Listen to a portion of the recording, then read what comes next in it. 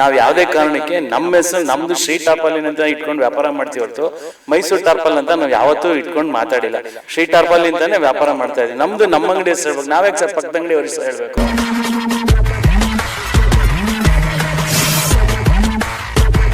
ಅವರು ಬ್ರ್ಯಾಂಡ್ ಅನ್ನ ಖರೀದಿ ಮಾಡೇ ವ್ಯಾಪಾರ ಮಾಡೋದು, ನಾವು ಬ್ರ್ಯಾಂಡ್ ನ ಖರೀದಿ ಮಾಡೇ ವ್ಯಾಪಾರ ಮಾಡೋದು. ಯಾವುದೇ ಕಾರಣಕ್ಕೂ ನಾವು ಸ್ವಂತ ಬ್ರ್ಯಾಂಡ್ ಮಾಡಿ ವ್ಯಾಪಾರ ಮಾಡಕ್ ಆಗೋದಿಲ್ಲ. ಅದೆಲ್ಲ ಶುದ್ಧ ಸುಳ್ಳು. ಏನಪ್ಪಾ ಅಂದ್ರೆ ನಮ್ಮ ಹತ್ರ ವೆರೈಟಿ ಜಾಸ್ತಿ ಇದೆ, ನಿಂತ್ಕೋತಾರೆ ಗಿರಾಕಿಗಳು, ನೋಡ್ತಾರೆ, ರೇಟ್ ಎಲ್ಲ ರೀಸನಬಲ್ ಇರುತ್ತೆ, ಇಷ್ಟಪಟ್ಟು ತಗೊಂಡು ಹೋಗ್ತಾರೆ. ಅದಕ್ಕೆ ಅವರೇ ಜಲಸಿ ಜಾಸ್ತಿ ಆಗ್ಬಿಟ್ಟಿದೆ. ಅವ್ರಿಗೆ ಏನಪ್ಪ ಉದ್ದೇಶ ಅಂದ್ರೆ ಅವ್ರೊಬ್ಬರೇ ಬದುಕಬೇಕು, ಅವ್ರೊಬ್ಬರೇ ಚೆನ್ನಾಗಿರ್ಬೇಕು. ಬ್ಯಾಗ್ ಬೇಕಪ್ಪ ಅರಸೂರಿಗೆ ಹೋಗಿ ಬ್ಯಾಗ್ ತಗೊಳ್ಳಿ ಅಂತ ಹೇಳ್ತಾರೆ ಹೊರತು ಮೈಸೂರು ಟಾರ್ಪಾಲ್ಗೆ ಹೋಗಿ ಅಂತ ಯಾರು ಹೇಳಲ್ಲ. ಅದೆಲ್ಲ ಶುದ್ಧ ಸುಳ್ಳು. ನಾನೇ ಅನ್ನೋದನ್ನೆಲ್ಲ ಬಿಟ್ಬಿಡ್ಬೇಕು. ಈಗ ನಾಳೆ ದಿನ ಒಂದು 10 ಅಂಗಡಿ ಪಕ್ಕದಲ್ಲೇ ಆಗುತ್ತೆ ಸರ್, ಏನ್ ಮಾಡಕ್ಕಾಗತ್ತೆ?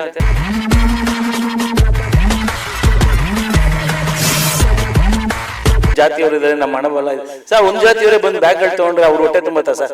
ಅವ್ರು ಬೇರೆ ಜಾತಿಯವರು ಬಂದ್ರೆ ಬ್ಯಾಗ್ ಕೊಡಲ್ವಾ ಸರ್ ಅವರು? ಮೈ ಟಾರ್ಪಾಲಿನ್ಸ್ ಮತ್ತೆ ಮೈಸೂರು ಟಾರ್ಪಾಲಿನ್ಸ್ ನಡುವೆ ನಡೆದಂತಹ ಗಲಾಟೆಯಲ್ಲಿ ಎಲ್ಲೊಂದು ಕಡೆ ಶ್ರೀ ಟಾರ್ಪಾಲಿನ್ಸ್ ಹೆಸರು ಕೂಡ ಕೇಳಿ ಬರ್ತಾ ಇದೆ. ಈ ಬಗ್ಗೆ ಮಾತಾಡಲಿಕ್ಕೆ ಆ ಮಾಲೀಕರ ನಮ್ಮ ಜೊತೆ ಅವ್ರನ್ನ ಮಾತಾಡಿಸ್ತೀನಿ. ಸರ್, ಎಲ್ಲೊಂದು ಕಡೆ ತಾವು ಕೂಡ ಶ್ರೀ ಟಾರ್ಪಾಲಿನ್ಸ್ ಅವರು ನಮ್ಮ ಮೇಲೆ ಅಟ್ಯಾಕ್ ಮಾಡ್ಲಿಕ್ಕೆ ಬಂದಿದ್ರು 15 ಡೇಸ್ ಬ್ಯಾಕ್ ಅಂತೇಳಿ ಮೈಸೂರು ಟಾರ್ಪಾಲಿನ್ಸ್ನ ಮಾಲೀಕರಾದಂಥ ವೀರಭದ್ರ ಆರೋಪ ಮಾಡ್ತಾರೆ. ತಾವೇನು ಹೇಳ್ತೀರಿ? ಹೌದು ಸರ್, ಖಂಡಿತ. 15 ದಿವಸದಿಂದ ನಮ್ಮ ಮೇಲೆ ನಮ್ಮ ಅಂಗಡಿ ಹುಡುಗರು ನಮ್ಮ ಪಾಡಿಗೆ ವ್ಯಾಪಾರ ಮಾಡ್ಕೊಂಡು ಕೂತಿದ್ವಿ. ಅವರ ಹುಡುಗರು ಬಂದು ನಮ್ಮ ಅಂಗಡಿ ಹುಡುಗ ಮುಂದ್ಗಡೆ ಹುಡುಗ ಸ್ವಲ್ಪ ತೊದಲ ಮಾತಾಡೋಕ್ಕೆ ಬರೋದಿಲ್ಲ. ಅವ್ರ ಅಂಗಡಿ ಹುಡುಗರು ಚಿಕಾಯಿಸ್ಬಿಟ್ಟು ಮಾತಾಡ್ಬಿಟ್ಟು ಅವ್ರವ್ರಿಗೆ ಕಚ್ಚಾಟ ಆಯಿತು. ಆ ದಿನ ನಾನು ಊರಲ್ಲೂ ಇರಲಿಲ್ಲ, ಹುಣಸೂರ್ಗೆ ಹೋಗಿದೆ ಮದುವೆಗೆ.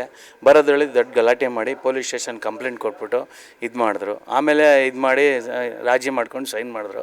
ನಾವು ಯಾವುದೇ ಕಾರಣಕ್ಕೆ ನಮ್ಮ ಹೆಸರು ನಮ್ಮದು ಶ್ರೀ ಟಾರ್ಪಾಲಿನ್ ಅಂತ ಇಟ್ಕೊಂಡು ವ್ಯಾಪಾರ ಮಾಡ್ತೀವಿ ಹೊರತು ಮೈಸೂರು ಟಾರ್ಪಾಲ್ ಅಂತ ನಾವು ಯಾವತ್ತೂ ಇಟ್ಕೊಂಡು ಮಾತಾಡಿಲ್ಲ.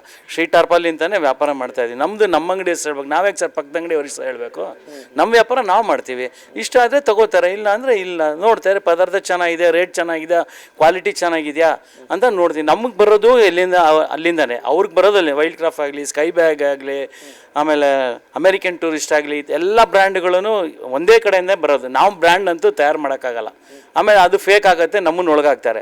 ಅವರೂ ಬ್ರ್ಯಾಂಡನ್ನು ಖರೀದಿ ಮಾಡೇ ವ್ಯಾಪಾರ ಮಾಡೋದು, ನಾವು ಬ್ರ್ಯಾಂಡ್ನ ಖರೀದಿ ಮಾಡೇ ವ್ಯಾಪಾರ ಮಾಡೋದು.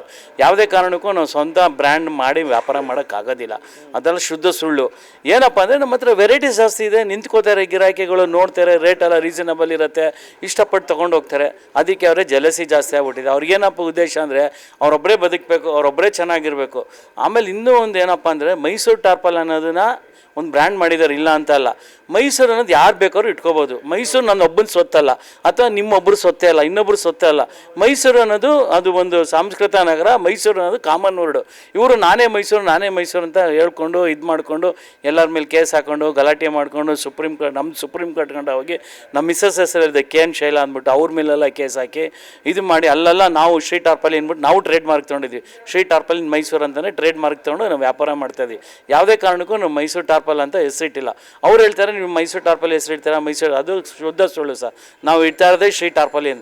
ಒಂದು ಬ್ಯಾಂಕ್ದು ಇದು ಬರಲಿ, ಕಾರ್ಡ್ ಬರಲಿ, ಪೇಟಿಎಮ್ ಬರಲಿ, ಒಂದು ಬ್ಯಾಂಕ್ ಸ್ಟೇಟ್ಮೆಂಟ್ ಆಗಲಿ, ಒಂದು GST ಆಗಲಿ, ಶ್ರೀ ಟಾರ್ಪಾಲಿನ್ ಅಂತಲೇ ಬರುತ್ತೆ ಹೊರತು ಮೈಸೂರು ಟಾರ್ಪಾಲ್ ಅಂತ ಬರೋದೇ ಇಲ್ಲ. ಅವರು ಸುಮ್ಮನೆ ಇದಕ್ಕೆ ಅವ್ರ ಹೊಟ್ಟೆ ಕಿಚ್ಚಿಗೆ ಮೈಸೂರು ಟಾರ್ಪಾಲ್. ಆಮೇಲೆ ಇನ್ನೊಂದೇನಾಗಿದೆ ಅಂದರೆ ಅರಸು ರೋಡು ಅವರಿದ್ದಾಗ ಒಂದು ಅಂಗಡಿ ಇತ್ತು. ಆವಾಗ ಅಷ್ಟು ಜನಗಳಿಗೆ ಗೊತ್ತಿರಲಿಲ್ಲ, ವ್ಯಾಪಾರನೂ ಅಷ್ಟಿರಲಿಲ್ಲ. ಈಗ ಊಜಾಗಿದೆ.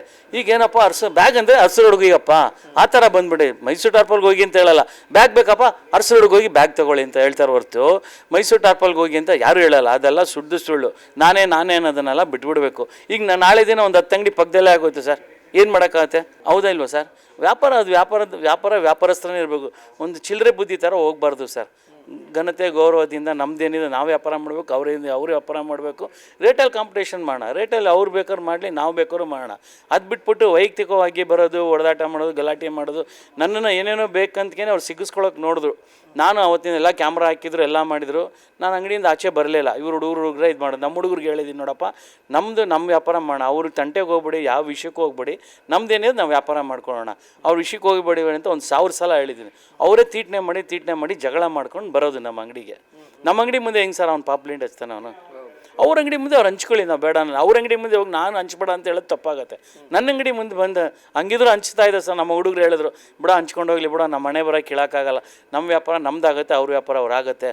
ಬಂದಿದ್ದ ಕಸ್ಟಮರ್ ನಾವು ಕೊಡೋಕ್ಕೆ ಆಗಲ್ಲ ಸರ್. ಎಷ್ಟು ಬ್ಯಾಗ್ ವೆರೈಟೀಸ್ ಬರೋದು. ಅವ್ರ ಅಂಗಡಿ ತುಂಬೋದ್ರೂ ಕೊಡೋಕೆ, ನಮ್ಮ ಅಂಗಡಿಗೆ ಬಂದರೂ ತುಂಬ, ಮೈ ಟಾರ್ಪಲ್ ಅಂಗಡಿಗೆ ಬಂದರೂ ತುಂಬಿದ್ರೂ ಕೊಡೋಕ್ಕಾಗಲ್ಲ ಸರ್.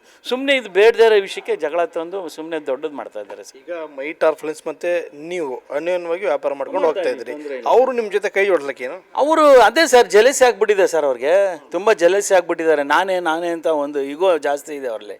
ನಾವೇನು ಮಾಡೋಕ್ಕಾಗತ್ತೆ ಸರ್? ನಾವು ಸುಮಾರು ಸಲ 20 ವರ್ಷದಿಂದ ನಾನು ಹೊಡೆದಾಡ್ತಾ ಇದ್ದೀನಿ ಸರ್ ಅವ್ರ ಜೊತೆ. ಹೈಕೋರ್ಟು, ಸುಪ್ರೀಂ ಕೋರ್ಟು, ನಾನು ಲಕ್ಷಾಂತರ ರೂಪಾಯಿ ಖರ್ಚು ಮಾಡಿ ಇದಾಗಿ ನಿಂತಿದ್ದೀನಿ. ಒಂದು 100-150 ಜನ ಹುಡುಗರನ್ನ ಕರೆಸಿ ಹೊಡೆದು ಬಡ್ದು ಎಲ್ಲ ದೊಡ್ಡ ಹಳೇದೆಲ್ಲ ಆಗಿ, ಗಲಾಟೆಗಳಾಗಿ, ಪೊಲೀಸ್ ಸ್ಟೇಷನ್ ಕೇಸ್ ಆಗಿ, ಇದು ತುಂಬ ಹಳೆ ಕತೆ ಸರ್ ಇದು. ನಾವು ತಾಳ್ಮೆಯಿಂದ ಬೇಡ ಬಿಡಪ್ಪ, ನಾವು ಶೆಟ್ರು, ಬೇಡಪ್ಪ ಯಾರು ಸಹವಾಸ ಬೇಡ, ನಮ್ಮ ವ್ಯಾಪಾರ ಮಾಡ್ಕೊಂಡು ಹೋಗೋಣ, ಯಾವ ವಿಷಯಕ್ಕೂ ಹೋಗೋದು ಬೇಡ, ನಮ್ಮನ್ನು ನಾವು ಅಲ್ಲಿ ಇಲ್ಲಿ ದುಡ್ಡು ತಂದು ಹಾಕಿರ್ತೀವಿ ಮಾಡಿ, ಅದು ಗೊತ್ತಲ್ಲ ಸರ್, ಎಲ್ಲೆಲ್ಲೋ ತರ್ತೀವಿ, ಏನೋ ಮಾಡ್ತೀವಿ, ಏನೋ ನಮ್ಮ ವ್ಯಾಪಾರ ನಾವು ಮಾಡ್ಕೊಂಡು, ನಮ್ಗೆ ಯಾಕೆ ಬೇಕು ಬೇರೆಯವ್ರ ವಿಷಯ? ನಮ್ಮ ವ್ಯಾಪಾರ ನಾವು ಮಾಡ್ಕೊಂಡು ಹೋಗ್ತಾ ಇದ್ದೀವಿ ಸರ್. ನಾವು ಯಾರ ತಂಟೆಗೂ ತಕರಾರಿಗೂ ಹೋಗಲ್ಲ ಸರ್. ನಾವು ಅವ್ರ ಅಂಗಡಿ ಕಡೆ ತಿರುಗೂ ನೋಡಲ್ಲ ಸರ್. ನಾವು ಎದುರಿಸುವಂಥ ಪ್ರಯತ್ನ ಆಗ್ತದೆ ನಿಮಗೆ? ಅದೇ ಇದು ಇಂಡೈರೆಕ್ಟಾಗಿ ಎದುರಿಸ್ತಾನೆ ಇರೋದು ಸರ್. ನಮ್ಗೆ ಎದುರಿಸ್ತಾ ಇರೋದೇ ಇದು. ಮೊನ್ನೆನೂ ಇದೇ ಥರ ಎದುರಿಸ್ತಾ ಇರೋದು ಅವರು. ಆಮೇಲೆ ನಮ್ಮ ಅಂಗಡಿ ಹೆಸರು ಹಾಕ್ಬಿಟ್ಟು ಟಿ ವಿನಲ್ಲಿ ಮೀಡಿಯಾನಲ್ಲೆಲ್ಲ ತೋರಿಸಿ ಇಂಟು ಮಾರ್ಕ್ ಹಾಕೋದು, ಆಮೇಲೆ ಅಡ್ವರ್ಟೈಸ್ಮೆಂಟ್ ಕೊಡೋದು, ಶೀಟ್ ಟಾರ್ಪಲಿನ ಬ್ಯಾಗ್ ಕಿತ್ತೋಗಿದೆ ಅಂತ ಹೇಳಿ ಸ್ಕೂಟರ್ ಮೇಲೆ ಬಿಡೋದು, ಅವ್ರದ್ದು ಸ್ಕೂಟರ್ ಮೇಲೆ ಬಿಡೋದು, ಕಿತ್ತೋಗದೇ ಇರೋಂಗೆ ಇಡೋದು, ನಮ್ಮ ಹುಡುಗರು ಸುಮ್ಮನೆ ಎತ್ಕೊಂಡೋದಂಗೆ ಶೀಟ್ ಟಾರ್ಪಲ್ ಅರ್ಧೋಯ್ತು ಅಂತ ಹೇಳೋದು, ಇದೆಲ್ಲ ಭಾಳ ಒಂಥರ ಸರ್, ಅದು ಅಸಹ್ಯ ಸರ್ ಅವ್ರು ಮಾಡ್ತಿರೋದು. ಪ್ರೀಪ್ಲಾನ್ ಮಾಡ್ಕೊಂಡೇ ಮಾಡ್ತಾವ್ರ? ಪ್ಲಾನ್ ಮಾಡ್ಕೊಂಡೇ ಮಾಡ್ತಾ ಇದ್ದಾರೆ ಸರ್. 100% ಪ್ಲಾನ್ ಮಾಡ್ಕೊಂಡು ಮಾಡ್ತಾ ಇದ್ದಾರೆ ಸರ್. ಅಲ್ಲ, ಇದರಿಂದ ಸಾಧಿಸೋ ಏನು ಅವರು ಅಂತ ಅದು ಅವ್ರನ್ನೇ ಕೇಳಬೇಕು ಸರ್. ಅದು ನಮ್ಗೆ ಐಡಿಯಾ ಇಲ್ಲ ಸರ್. ಅದು ಆ ಥರ ಅಲ್ಲ, ಉದ್ಯಮದಲ್ಲಿ ಜಿದ್ದು ಯಾಕೆ ಅಂತ ಅವ್ರು ಸಂಪಾದನೆ ಮಾಡ್ತಾರೆ, ಇವ್ರು ಸಂಪಾದನೆ, ಅದು ಗೊತ್ತಲ್ಲ ಸರ್. ಅವ್ರು ಚೆನ್ನಾಗಾಗ್ಬಿಡ್ತಾರೆ, ಇವ್ರು ಚೆನ್ನಾಗಾಗ್ಬಿಡ್ತಾರೆ ಅಂತ. ಅವರು ನಾವು ಸ್ಥಳೀಕರು ಸರ್, ತುಂಬ ನಾವೇ ಹುಟ್ಟಿ ಇಲ್ಲೇ ಬೆಳೆದವರು, ನಾವೇ ಇಲ್ಲಿ ವ್ಯಾಪಾರ ಮಾಡಿದವರು, ನಾವು ಇಲ್ಲಿ ಇರೋ ಜನನೇ, ಮೈಸೂರು ಜನನೇ. ನಾವು ಜಾತಿವಾದಿಗೆ ಹೋಗಲ್ಲ. ಅವರನ್ನು ನಮ್ಮಿಂದ ಅವರಿದ್ದಾರೆ, ಇವರಿಂದಿದೆ ಅಂತ ಹೇಳ್ಕೊಂಡಿದ್ದಾರೆ. ನಮಗೆ ಭಗವಂತ ಇದ್ದಾನೆ ಹೊರತು ನಮ್ಗೆ ಇನ್ಯಾರೂ ಇಲ್ಲ ಸರ್. ನಮ್ಮ ವ್ಯಾಪಾರ ಜನ ಕೊಡ್ತಲ್ಲ ಊಟ, ಅವರೇ ನಮ್ಮ ಹಿಂದೆ ಇರೋರು ಸರ್. ಜಾತಿ ಬಲ ಇದೆ, ಹಣ ಬಲ ಇದೆ ಅಂತ ಏನು ಬೇಕಾದ್ರೂ ಮಾಡ್ಬೋದು. ಆ ಥರ ನಾವು ನಮ್ಮ ಜಾತಿಯವರು ಇದ್ದಾರೆ, ನಮ್ಮ ಹಣ ಬಲ ಇದೆ ಸರ್. ಒಂದು ಜಾತಿಯವರೇ ಬಂದು ಬ್ಯಾಗ್ಗಳು ತೊಗೊಂಡ್ರೆ ಅವ್ರು ಹೊಟ್ಟೆ ತುಂಬತ್ತಾ ಸರ್? ಅವ್ರು ಬೇರೆ ಜಾತಿಯವ್ರು ಬಂದರೆ ಬ್ಯಾಗ್ ಕೊಡಲ್ವ ಸರ್ ಅವರು? ಆ ಮಾತು ಯಾಕೆ ಸರ್ ಆಡಬೇಕು ಅವರು? ಒಂದು ಜಾತಿ ಬಗ್ಗೆ ಮಾತಾಡೋದು ಸರ್ ಅವರು. ಕ್ಯಾಸ್ಟ್ ಟ್ರಂಪ್ ಕಾರ್ಡ್ ಯೂಸ್ ಮಾಡಿದ್ರೆ ಒಂದು ಸ್ವಲ್ಪ ಬೆನಿಫಿಟ್ ಸಿಗುತ್ತೆ. ಅದು ಸುಳ್ಳು ಸರ್, ಅದು ಸುಳ್ಳು ಸರ್. ಹಂಗೆ ನಾವು ಬೇರೆ, ಅವರೇ ಬೇರೆ ಅಂತಾರೆ. ಇವರೇನಪ್ಪ ಅವ್ರ ಜಾತಿಯವ್ರು, ನಾವ್ಯಾಕಪ್ಪ ಅಲ್ಲಿ ಹೋಗಿ ತೊಗೋಬೇಕು ಅಂತಾರೆ. ಅದು ಅವ್ರಿಗೆ ಡ್ಯಾಮೇಜು. 100% ಹೇಳ್ತೀನಿ, ಅವ್ರಿಗೆ ಡ್ಯಾಮೇಜ್. ನಾವು ಒಂದೇ ಜಾತಿಯಿಂದ ನಾವು ಮಾಡೋಕ್ಕಾಗತ್ತಾ? ಒಂದು ಸಂಬಂಧ ತರ್ಬೋದು ಹೊರತು ವ್ಯಾಪಾರದಲ್ಲಿ ನಾವು ಸಂಬಂಧ ತರೋಕ್ಕಾಗಲ್ಲ ಸರ್. ಒಂದು ಹೆಣ್ಣು ಕೊಡೋದು, ಗಂಡು ತೊಳೋದು, ಜಾತಿ ನೋಡೋಣ ಅಂದರೆ ನಿನ್ನೆ ಮೊನ್ನೆದೆಲ್ಲ ವಿಚಾರಗಳು ನಡೀತಾ ಇದೆ. ಸ್ಟ್ರೀಟ್ ಟಾರ್ಪಲ್ಗೆ 20 ವರ್ಷದಿಂದ ನಡೀತಾ ಇದೆ ಸರ್. 20 ಎಲ್ಲ ಥರ ನನಗೆ ಹತ್ತಿಸ್ಬಿಟ್ಟು ಟೆನ್ಷನು, ಟಾರ್ಚರ್ ಎಲ್ಲ ಥರ ಕೊಟ್ಟಿದ್ದಾನೆ ಸರ್. ನಾವು ಫೇಸ್ ಮಾಡಿದ್ವಿ. ಒಂದು 100-150 ಜನ ಹುಡುಗರನ್ನ ಕರೆಸಿ ಮಾಡಿ ಹೊಡೆದು ಬಡ್ದು ಎಲ್ಲ ಥರನೂ ಆಗೋಗಿದೆ ಸರ್. ಇದು ಕೊನೆ ಸ್ಟೇಜ್. ನಾವು ಬೇಡಪ್ಪ, ನಮಗೂ ಈಗ 63 ವರ್ಷ ಸರ್, ನನಗೇನು ಬೇಡಪ್ಪ, ನಾವು ವ್ಯಾಪಾರ ಮಾಡ್ಕೊಂಡು ಹೋಗೋಣ ಅಂದರೂ ಬಿಡಲ್ಲ ಸರ್ ಅವರು. ಏನೋ ಒಂದು ಸಣ್ಣ ವಿಷಯಕ್ಕೂ ತರ್ತಾರೆ. ಮಾನಸಿಕವಾಗಿ ಹಿಂಸೆ ಕೊಡ್ತಾ ಇದ್ದಾರೆ. ಮಾನಸಿಕವಾಗಿ ನಮಗೂ, ನಮ್ಮ ಮಿಸ್ಸಸ್ಗೆ ಇಬ್ಬರಿಗೂ ಮಾನಸಿಕವಾಗಿ ಕೊಡ್ತಾ ಇದ್ದಾರೆ ಸರ್. ನಾವು ಅದನ್ನು ಹೆಂಗೋ ನಿಭಾಯಿಸ್ಕೊಂಡು ಹೋಗ್ತಾ ಇದ್ದೀವಿ ಸರ್. ಅಂತ ಯಾವಾಗ ಸರ್ ನಿಮ್ಮಿಬ್ಬರ ನಡುವೆ ಸಂಘರ್ಷಕ್ಕೆ? ಅಂಗಡಿ ಓಪನ್ ಮಾಡಿದಾಗಿಂದ ಸರ್. ನಮ್ಮ ಅಂಗಡಿ ಓಪನ್ ಮಾಡಿದ ಓಂ ಪ್ರಥಮದಿಂದಾನೇ ಒಂದು 100-150 ಜನ ಹುಡುಗರು ಕರೆಸಿ, ನಿಮ್ಮ ಅಂಗಡಿನ ಸೀಮೆಣ್ಣೆ ಹಾಕಿ ಸುಟ್ಬಿಡ್ತೀನಿ, ಪೆಟ್ರೋಲ್ ಹಾಕಿ ಸುಟ್ಬಿಡ್ತೀನಿ, ನೀವು ಅದು ಹೆಂಗೆ ಅಂಗಡಿ ವ್ಯಾಪಾರ ಮಾಡ್ತೀಯ, ಏನು ವ್ಯಾಪಾರ ಮಾಡ್ತೀವಿ, ಯಾವ ಥರ ಮಾಡ್ತೀವಿ ಅಂದ್ಬಿಟ್ಟು ದೊಡ್ಡ ಗಲಾಟೆಗಳಾಯ್ತು ಸರ್. ನಾವು ಬೇಡಪ್ಪ, ನಾವು ಹೋಗೋದು ಕೇಸು ಪಾಸು ಕೋರ್ಟು ಕಚೇರಿ ಅನ್ನೋದು ಬೇಡಪ್ಪ ಅಂತ ನಾವು ಪಾಡಿಗೆ ನಾವು ಹೋದ್ವಿ. ನಾನು TMಗೆಲ್ಲ ಹೊಡೆದಾಡಿ. ನನಗೂ ಸ್ಟ್ರೀಟ್ ಟಾರ್ಪಲಿನ್ಗೆ TM ಸಿಕ್ಕಿದೆ ಸರ್. ಸ್ಟ್ರೀಟ್ ಟಾರ್ಪಲಿನ್ ಮೈಸೂರು ಅಂತ ಇಟ್ಕೊಳ್ಳೋ ಅಧಿಕಾರ ಇದೆ ಸರ್ ನನಗೂ. ನಾವು ಆ ಹೆಸರಿನಲ್ಲೇ ವ್ಯಾಪಾರ ಮಾಡ್ತಾಯಿದ್ವಿ. ಮೈಸೂರು ಟಾರ್ಪಲ್ ಅನ್ನೋ ಹೆಸರಲ್ಲಿ ನಾವು ವ್ಯಾಪಾರ ಮಾಡ್ತಿಲ್ಲ ಸರ್. ನಿಮ್ಮ ಅಂಗಡಿನ ಎತ್ತಿಸ್ಬೇಕು ಅಂತ ಅವ್ರ ಉದ್ದೇಶ? ಹೌದು, ಖಂಡಿತ ಸರ್. ಹೆಂಗೋ ಇಂಡೈರೆಕ್ಟಾಗಿ ಎದುರಿಸೋದು ಅಂದರೆ ದೇವ್ರು ಅವ್ರು ಏನೇನು ಮಾಡ್ತಾ ಇದ್ದಾರೆ, ಅವ್ರು ಏನು ಕೆಟ್ಟದ್ದು ಮಾಡಬೇಕು ಅಂತ ನನಗೆ ಅದೆಲ್ಲ ಒಳ್ಳೇದಾಗ್ತಿದೆ ಸರ್. ಖಂಡಿತ ಸರ್. ನಾನು ಒಂದು ಅಂಗಡಿ ಮಾಡಿದ್ದೆ ಫಸ್ಟು, ಆಮೇಲೆ ಇನ್ನೊಂದು ಅಂಗಡಿ ತೊಗೊಂಡೆ, ಆಮೇಲೆ ಇನ್ನೊಂದು ಅಂಗಡಿ ತೊಗೊಂಡೆ, ಹಿಂದುಗಡೆ ಒಂದು ಅಂಗಡಿ ಮಾಡಿದೆ. ದೇವ್ರ ದಯದಿಂದ ಸರ್, ನಾವು ಕರೆಕ್ಟಾಗಿ ನಿಯತ್ತಾಗಿರೋದ್ರಿಂದ ನಮ್ಗೆ ದೇವರ ಬಲ ಇದೆ ಸರ್. ಅವ್ರು ಏನು ನಮಗೆ ಕೆಟ್ಟದ್ದು ಬಯಸ್ತಾ ಇದ್ದಾರೋ ಅದು ನನಗೆ ಒಳ್ಳೇದಾಗ್ತಿದೆ ಸರ್. ಅವ್ರಿಗೆ ಅದು ಗೊತ್ತು, ಚೆನ್ನಾಗಿ ಗೊತ್ತು ಅವ್ರಿಗೆ. ಫಸ್ಟು ನಂದು ಒಂದೇ ಅಂಗಡಿ ಸರ್, 15/30 ಇದೆ. ಇವತ್ತಿನ ದಿನ 40/30 ಪ್ಲಸ್ 60/60 ಇದೆ ಸರ್.